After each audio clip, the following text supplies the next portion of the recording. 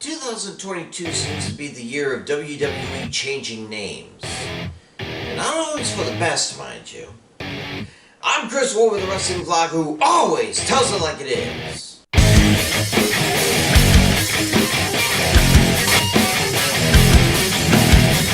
Yeesh, 4 for 3 for predictions. Belair fooled me again. And had I known Lashley was injured, I would have picked Lesnar. So much for predictable, huh? Well, at least I'm still above 500 for the year. And part of me is still thinking Lesnar will lose the title at Madison Square Garden on Saturday, because otherwise, why plug it at all? Oh, and I'll have this up until the Russo-Ukrainian war ends, one way or the other. I'm hoping it will be without resulting in nuclear weapons, but Putin seems almost as crazy as Mr. McMahon is. So, pray for peace. So anyway, ever since the WWE began to go back to full crowds in arenas, other changes have been made, and not just massive roster changes over the past 8 months. Actually, some of the more, shall we say, drastic changes have been made to the names used for this and that in WWE and NXT. Starting, of course, with NXT, changing to NXT 2.0 with a new psychedelic logo and a brighter Capitol Wrestling Center. I'll admit I'm slowly getting used to it, going from the black and gold to this current setup. What I can't grok is the main roster stars like Riddle, AJ Styles, and Dolph Ziggler who keep showing up on NXT. Does the WWE really think that NXT 2.0 can't stand on its own without a superstar from Raw or SmackDown showing up to give it some degree of credibility? Because if they can't, maybe they should consider just letting the brand go and leaving them to untelevised cards until whoever is deemed worthy can appear on the main roster. Speaking of, 205 Live is finally gone, which I figured it would now that the Cruiserweight division is history. The show is now NXT Level Up. And it is exactly like Main Event for Raw, a show where those not good enough for the regular NXT show have matches. Part of me is wondering what the WWE has against the letter E that neither NXT show has that letter in their name. Sounds like Vince dated an optometrist who dissed him bad, and now every time he sees that giant E on the chart it makes him mad. Oh well. The show lives up to its name. It's for those who need to level up to get to NXT.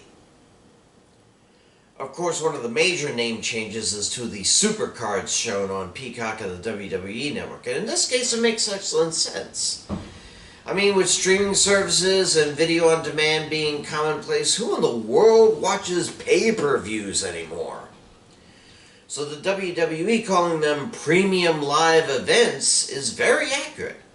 They are live, they are events, and they feature, for the most part, the best matches or most premium, if you will, of them all. After over 35 years of calling them PPVs, I'm more than happy to call them PLEs from here on out. And then there are the subtle changes to the weekend house shows the WWE will be holding after WrestleMania. They're actually going to give each Saturday and Sunday card a name to make it sound better than a regular house show. Now, I'll say that I think calling the first one Saturday Night's Main Event is a bit on the blasphemous side. Reducing the 5 times a year show that was Raw long before Raw made Superstar v Superstar matches the norm, reducing that to a house show title? And the other one will be called Sunday Night Stunner. Well, I thought Kevin Owens appropriating the move for himself was enough to keep the name of the move alive. It's a little odd, I admit, but I'm guessing Vince was demanding a name, and that was the first one someone blurted out that didn't make Vince wince. Give it time, and I guess we'll get used to them. Oh, and one more name change. As an actual changing of a name. You've all seen the promo. You've all tried to swallow the meaning for it.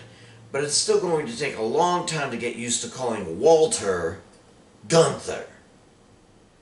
The NXT 2.0 commentators still don't have it straight, and the crowd adamantly refuses to accept it, chanting the old name whenever he and Imperium show up. And I myself have to question why. This is the longest running NXT UK champion of all time, mostly due to the pandemic, but still. People have been chanting his name for years now, and out of the blue you want it changed? Just because they have 2 syllables and end in ER does not a clean transition make. If next month we should have to call it the Russian Commonwealth of Ukraine, it's going to be just about as jarring as this name change. Hell, I doubt that even Gunter has mentally adapted to it yet. Although it was a perfectly fine name, and the fact that it belonged to a brute of a man made the name sound much more manly than usual. It's not like he was Yuri or Ivan or like. Leave superstars' names alone, WWE. Especially if they've won a title for so long. TV shows, house shows, the supercards changing their names is just a sign of the times. While they're even considering renaming Elimination Chamber next year. The thing that is most consistent in the world and the world of sports entertainment is change. Just don't change the actual name of a superstar and people get used to it, because time may change them, but they can't trace time. I'm Chris Wolvie, the wrestling vlogger who always tells it like it is. Stay safe. I'll see ya.